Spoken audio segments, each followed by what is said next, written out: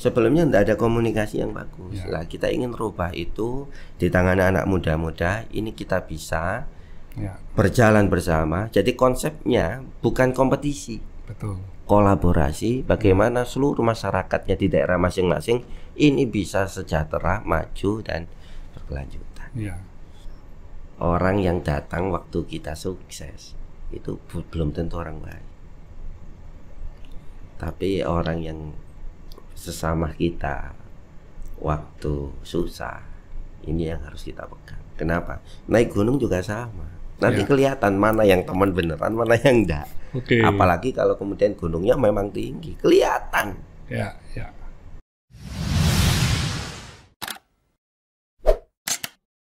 Dan kalau masa jabatan ini kan memang relatif pendek ya, Gus ya. Cuman 3 tahun setengah. 3 tahun setengah. Nah, untuk sebuah proyek yang mega proyek itu kan nggak selesai. Nah, tapi harus mengeluarkan effort, harus mengeluarkan mungkin budget segala macam yang sangat tinggi. Nah, sehingga saya melihat tidak banyak nih pemerintah daerah yang mau melakukan hal ini karena impact-nya untuk pemilihan selanjutnya tidak kelihatan kan, hasilnya masih belum ada. cuman mengeluarkan capek, biaya dan lain-lain. Nah, ini memang akhirnya yang menjadi satu tantangan tersendiri ya. Bagaimana sosok kepala daerah ini mau memberi satu kayak warisan ya, legacy kepada penerusnya. Jadi bukan hanya memikirkan ingin menjadi lanjut lagi, bukan ya. Jadi ini luar biasa sekali kalau memang kita bisa banyak nih sosok-sosok muda yang berpikirnya itu jauh ke depan, jadi bukan memikir sesaat. Benar. Saya kan sering sharing-sharing, Gus ya. Saya membagi para pengusaha juga para pekerja itu tiga level, 3 tingkatan ya. Yang pertama adalah profit oriented. Kalau profit oriented segala sesuatu dihitung uangnya aja, untung rugi. Kalau karyawan dia mikir lu gaji sekian ya sudah, saya kerja sekian sudah cukup, saya pulang ya pulang, saya tenggo ya saya pulang, nggak saya urus lah. Kan itu gaji saya cuma segitu, ngapain saya mesti berbuat lebih? Itu yang level 1. Tapi begitu masuk ke level 2, dia passion oriented. Berarti dia ini punya kayak jiwa yang bergairah untuk menyelesaikan pekerjaan dengan excellent. Nah, biasanya dia nggak terlalu hitung-hitungan. Kalau nggak terlalu hitung-hitungan, biasanya yang nomor 1 itu akan datang dengan sendirinya itu. Sesungguhnya ya, otomatis. Tapi kalau yang ketiga, ini purpose oriented. Jadi sesuatu yang sangat mulia yang dia kerjakan. Dia tidak memikirkan untuk diri sendiri, dia memikirkan semua hal yang terconnecting, semua stakeholder dipikirkan, sehingga akhirnya 1-2 ikut loh. Jadi itu yang sudah terjadi di dunia usaha ya, seperti Gojek. Ya, Tokopedia, itu kan dia cuma platform yang memikirkan semua pihak, mereka sendiri masih rugi, tapi akhirnya dinilai demikian tinggi. Ya, di dunia sekarang sudah berubah seperti itu. Menurut saya dari sisi pejabat juga sama sih. Benar. Itu juga level 1, 2, 3. Dia mikir yang 1 mungkin jangkanya pendek, mikir yang 2 lumayan, mikir yang 3 panjang nih. Jadi itu akan dinilai dengan masyarakat yang sekarang ini sudah sangat cerdas untuk melihat langkah-langkah dari para pemimpinnya ya. Apalagi sekarang pemimpinnya para milenial muda semua nih, Gus. Menurut Gus gimana ini? Jadi kalau saya gini, kami ingin lihatnya bahwa pembangunan itu ya tidak bisa dilepaskan satu sama lain. Saya bilang ke Mas Eri, Mas, kalau sampean ingin bangun Surabaya saja, sampean tidak bisa jadi orang besar. Iya. Pak Yani juga sama, walaupun itu adik ipar ya. Saya bilang sudah. Pak Yani Bupati Gresik ya? Iya, adik ipar. Oh, adik ipar. Adik ipar. Wow. Nah, ini saya bilang sehingga dia tiga-tiganya mikir, iya Gus ya. Percaya atau enggak? Sampai mikirkan satu daerah sama mikirkan 3 daerah, orang akan melihatnya beda dan harga kita juga naik. Ya. Bargainingnya naik. Kenapa? Ini 3 orang ini mudah-mudah buanter semua ini. Ternyata visinya sama. Membangun daerah bukan hanya sekali dia punya tugas, tapi juga berimpact berimpact sama yang lain. Ya. Jadi kehadiran kita ini juga ada efeknya di Gresik, juga ada efeknya. Beda dengan kepala desa, kepala daerah yang lain. Karena kalau saya misalkan di daerah X, ya tugas saya ngurusi daerah X. Tidak bisa. Ya. Karena apa? Kita ini saling terhubung, kulturnya sama, orangnya sama, sehingga percaya atau tidak, pusat pasti lihat ini. Ya. Nah ini yang jadi tujuan kami bertiga, sehingga dana pusat masuk, masyarakat lebih bisa menikmati buah pembangunan itu. Jadi yang bangun misalkan MRT bukan kabupaten. Ya. Kabupaten hanya nyiapkan aja, semuanya pusat. Ini yang kita dorong, sehingga kami percaya dengan pembangunan yang lebih komprehensif, dengan pembangunan yang melibatkan semua stakeholder. Jadi kalau di Sidoarjo itu dari awal saya bilang konsepnya harus pentahelik. Pentahelik yang pertama, pemerintahnya harus bekerja dengan giat, masyarakatnya terlayani, masyarakat. Yang ketiga, kemudian investornya terlayani, masyarakat tidak dikecewakan, investornya terlayani dengan baik. Ya. Akademisi dilibatkan dalam memberikan masukan. Yang terakhir, media menyupport. Jadi kelima ini kalau jadi kesatuan utuh sudah luar biasa. Jadi satu kesatuan elemen mendukung semua. Kita ya. Dukung. Jadi, dan kalau tiga ini jadi satu, ini sudah seperti negara yang lebih besar dari Singapura ini. Jadi kalau menurut datanya Kabupaten Sidoarjo, Gresik sama Surabaya ini 40% PDRB Jawa Timur. Wow. Jadi separuh Jawa Timur ya, sebenarnya tiga kabupaten ini. Iya. Nah ini yang tidak dipunya dari daerah lain, termasuk juga keresahan kami, Pak. Iya. Resah kenapa? UMK kita di atas 4 juta semua. Iya. Masalahnya ini kadang-kadang ini investor pengusaha ini banyak juga yang kemudian mungkin beda dengan Bapak ya. Banyak yang kemudian teriak apa terus serikat buruh dan yang lain ini juga banyaklah komponen yang di sana yang harus dihitung, harus dipertimbangkan dan sebagainya. Sehingga kita harus kompak. Termasuk memperjuangkan masyarakat kita bersama. Misalkan contoh sama Sidoarjo sama Gresik, harusnya ada jembatan, tapi karena nggak ada jembatan putar ini. Wah. 45 menit. Nah, seperti ini kenapa? Karena di tahun sebelumnya, pemerintah sebelumnya, ngapunten, tidak ada komunikasi itu. Surabaya, Sidoarjo juga sama. Mikirnya sendiri-sendiri. Kami nggak mau itu. Termasuk misalnya ngapunten kayak Surabaya, Sidoarjo, ini juga sama. Sebelumnya tidak ada komunikasi yang bagus. Lah kita ingin rubah itu di tangan anak muda-muda. Ini kita bisa berjalan bersama. Jadi konsepnya bukan kompetisi. Betul. Kolaborasi. Bagaimana seluruh masyarakatnya di daerah masing-masing ini bisa sejahtera, maju dan berkelanjutan. Dan kalau memang tadi Gus kan juga mempunyai program training bagi para pekerja ya. Nah ini menurut saya sangat jitu dan penting sekali karena kalau dengan keterampilan mereka atau dia punya keahlian itu meningkat, otomatis akhirnya dia akan dihargai juga dengan setinggi-tingginya sesuai dengan kemampuannya. Jadi bukan hanya demo untuk menaikkan UMK ya, tapi meningkatkan skill atau keahliannya sehingga akan banyak dilirik oleh perusahaan-perurusahaan yang membutuhkan. Jadi kalau perusahaan menghargai terlalu rendah, diambil perusahaan lain kan begitu. Jadi sesungguhnya kita semua kalau memang bisa memberi ilmu-ilmu ya, memberi keahlian supaya para pekerja ini juga mindsetnya ini berubah menjadi positif dan mau belajar, mau meningkatkan diri, wah nilainya akan meningkat dengan sendirinya. Saya baru sadar tadi. Walaupun dalam perjalanan 3 minggu, saya itu baru 3 minggu dilantik, Pak. Wah, hebat. Baru 3 minggu. 3 minggu tapi sudah terbang. Saya ngomong ini bukan minggu, lari ini. 3 minggu ini kita sudah turun kecamatan-kecamatan untuk pelatihan-pelatihan di kecamatan.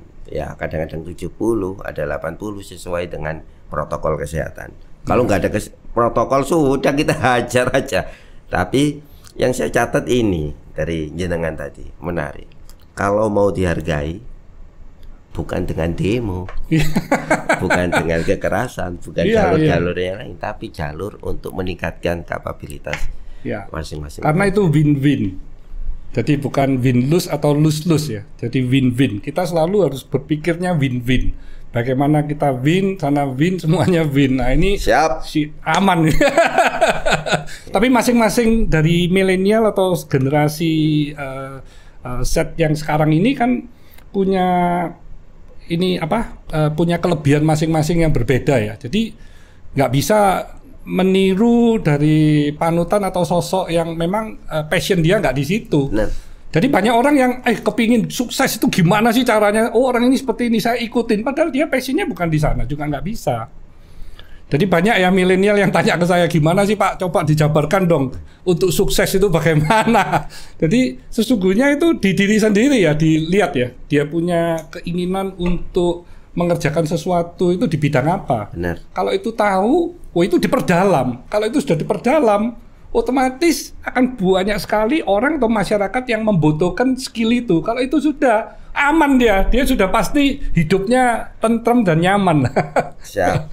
Iya. Jadi Gus, ini kalau ngomong-ngomong Gus ini kan saya lihat di googling kan juga hobi untuk mendaki gunung ya. Siap.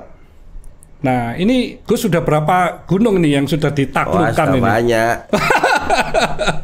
Iya, banyak ya, Gus. Kalau saya di sana itu poinnya satu. Ini mungkin juga ada benernya ya. Orang yang datang waktu kita sukses itu belum tentu orang baik. Tapi orang yang sesama kita waktu susah, ini yang harus kita pegang. Kenapa? Naik gunung juga sama. Nanti kelihatan mana yang teman beneran, mana yang enggak. Apalagi kalau kemudian gunungnya memang tinggi, kelihatan. Ya. Ada yang mau keburu, sudah. Itu buat benar. Ya. Termasuk di sana juga banyak pelajaran. Termasuk kalau kita ini kecil, kita ini bukan siapa-siapa. Harus sadar diri. Kita ini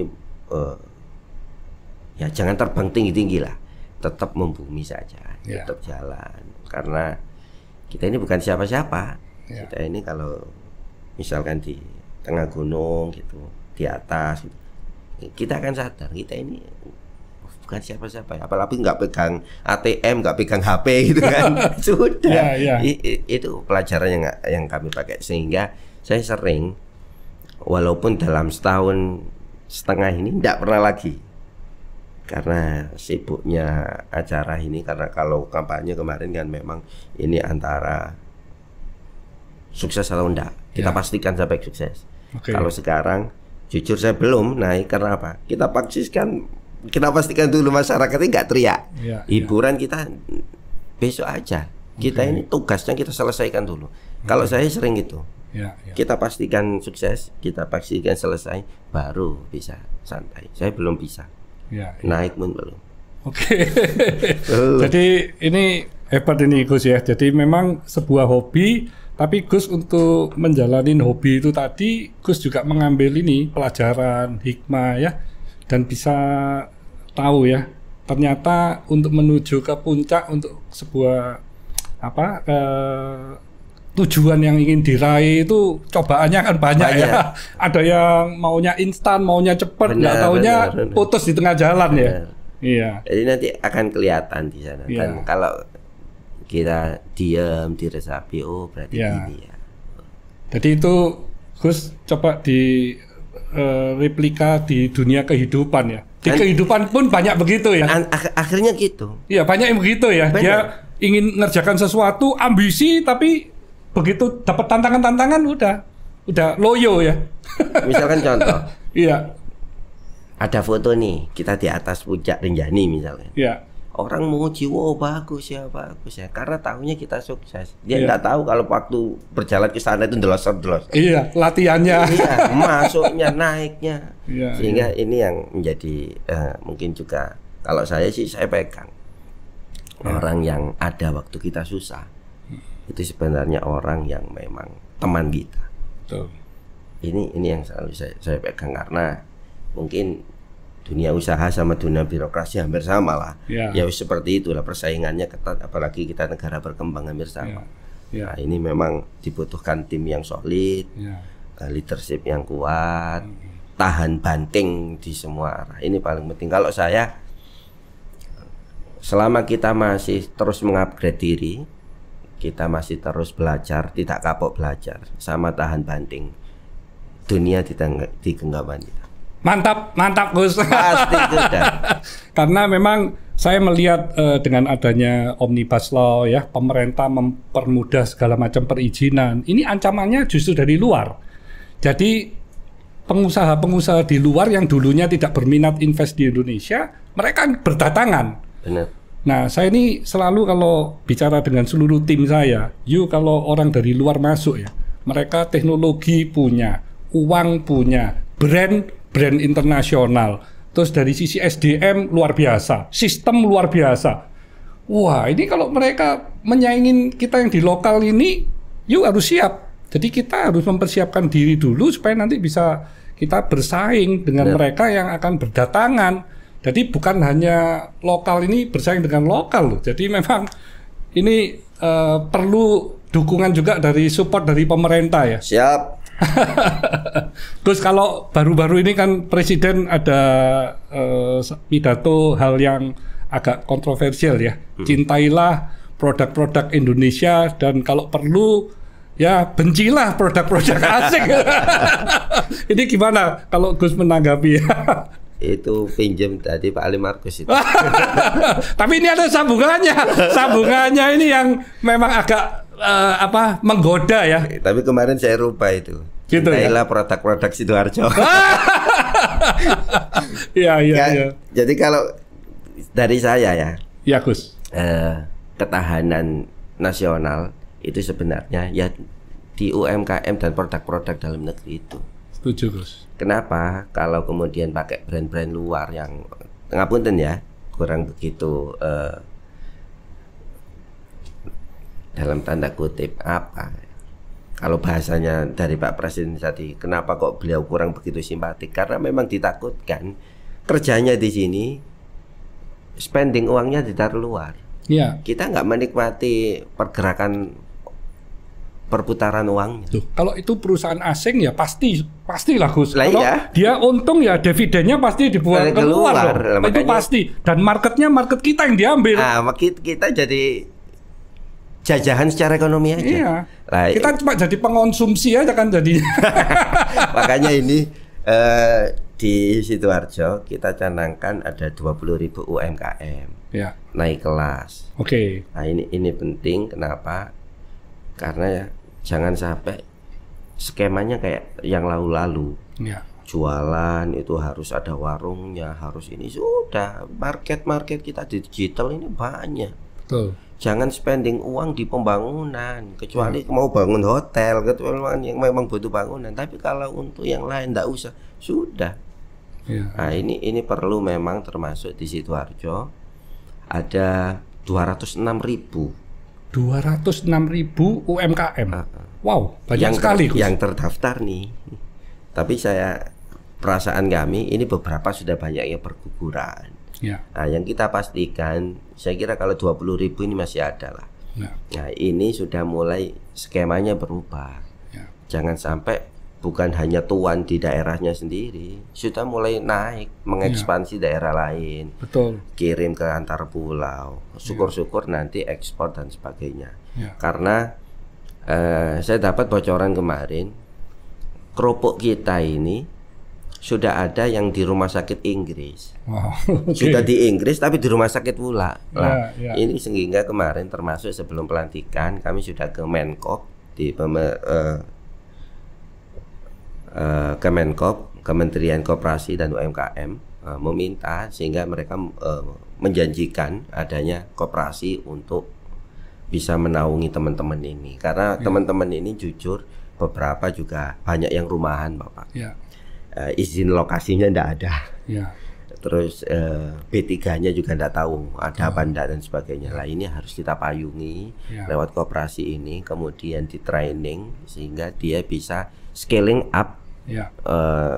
Bukan hanya dijual kerupuknya di Sidoarjo lagi, bukan. Betul. Nah, ini di semuanya nanti. Jadi dari Gus punya program untuk meningkatkan UMKM itu ya. Ini luar biasa ini Gus. Scaling up UMKM. Ini karena penting. Kalau mereka semuanya berkembang, ekonomi kita juga sangat kuat, solid. Saya kadang lihat negara-negara dari tetangga kita ya, yang punya cabang di kota-kota besar di Jakarta, di Surabaya, mereka mempromosikan perusahaan-perusahaan mereka yang ada di negaranya. Saya kadang, waduh hebat sekali nih mereka ini ya. Jadi mereka ketemu para pengusaha itu supaya mungkin bisa mendapatkan lisensi atau royalti dari perusahaan-perusahaan yang masih kecil, bukan perusahaan besar. Perusahaan-perusahaan kecil yang didukung oleh pemerintah mereka. Mereka membuka cabang di Indonesia. Nah, ini yang brand-brand luar negeri yang akhirnya masuk semua dan menguasai pasar Indonesia. Jadi sesungguhnya UMKM kita ini juga bisa itu seperti itu ya. Jadi brandnya dibenerin, konsepnya dibagusin, sistem kerjanya disempurnakan ya. Image buildingnya didukung pemerintah. Iya, kesadaran lingkungan juga dihidupkan. Otomatis mereka akan naik level yang lebih tinggi dan akhirnya bisa tidak hanya juara atau berkembang di Indonesia, tapi juga di negara tetangga diserang ini. Jangan kita yang diserang terus. Gitu. Karena gini, kalau kita hanya menerima barang impor ini, sebenarnya kita ini secara tidak langsung dijajah. Iya. Kita jadi konsumtif. Betul. Dan kerupuk yang tadi Gus ngomong itu, Indonesia ini bisa jadi pioner, jadi juara itu. Kerupuk itu. Iya. Beberapa negara ini banyak yang kemudian dalam tanda kutip suka. Tinggal kita nanti brandingnya yang bagus, marketingnya yang oke. Ini kan masalah itu aja. Nah, saya yakin kalau mungkin banyak ahli yang bisa menjelaskan ini. Kalau kami sih pinggirnya gitu, sudah. Jangan hanya bermimpi untuk jadi pemain kelas kecamatan. Itu aja yang kita dorong. Kita butuh apa? Ayo sudah main tingkat kabupaten. Ini yang didorong. Karena kami yakin kayak Cina bisa maju seperti itu bukan karena korporasi besar-besar itu, bukan, tapi karena UMKM-nya yang kuat. Ya. Dan semua harus melalui proses. Seperti ibarat tadi Gus naik gunung ya. Jadi nggak ada yang instan. Nggak ada. Kadang-kadang orang ini jujur, misalkan, ini jadi bupati karena numpang bapaknya nih. Dia nggak tahu kita 2:30 berangkat pulang jam 12 malam 7 bulan. Iya. Sakitnya. Jadi mungkin itu ya curhat aja nih. Tapi saya nggak butuh penghargaan itu. Yang penting saya bisa berguna untuk daerah saya cukup. Masalah orang hargain nggak udah, tinggal. Yang penting kita jalan. Maunya apa, menyelesaikannya apa. Yang penting bisa berguna untuk masyarakat dan punya legacy tadi. Betul, luar biasa Gus. Saya yakin Sidoarjo bisa jauh lebih cepat berkembang dan bertumbuh ya. Semuanya maju ya. Ini harus saling bergandengan ya. Siap. Kita saling bergandengan gimana nih memajukan daerah-daerah di Indonesia sehingga akhirnya Indonesia bisa menjadi negara yang luar biasa. Gus, ada mungkin titip pesan Gus ini kepada para milenial ya, sobat sukses ya. Siap. Mungkin Gus bisa pesan-pesan atau bisa memberi inspirasi. Ini tokoh muda tapi bisa sukses. Oke. Siap. Selamat pagi semuanya, teman-teman, saudara-saudara. Memastikan hari ini baik itu juga hal yang bagus. Tetapi memastikan masa depan Anda ini baik, itu jauh lebih baik. Jangan pernah nyaman dengan zona sekarang, jangan pernah puas dengan apa yang didapat sekarang. Pastikan 5 tahun, 10 tahun, 20 tahun Anda menjadi orang yang lebih baik, hidup bisa berguna untuk masyarakat. Luar biasa. Jadi sobat sukses, camkan ya. Jadi perbincangan kita ini memang harusnya lebih panjang, tapi waktunya Gus ini memang sangat padat dan waktunya mepet. Jadi terima kasih sekali nih. Terima kasih. Ya, Gus Mudlor telah meluangkan waktunya yang luar biasa dan juga bisa memberi inspirasi, memberi banyak manfaat kepada masyarakat luas ya. Semoga Indonesia akan menjadi negara kita yang sangat bertumbuh, berkembang, dan menjadi negara yang kuat. Stay humble, stay positive, stay on fire.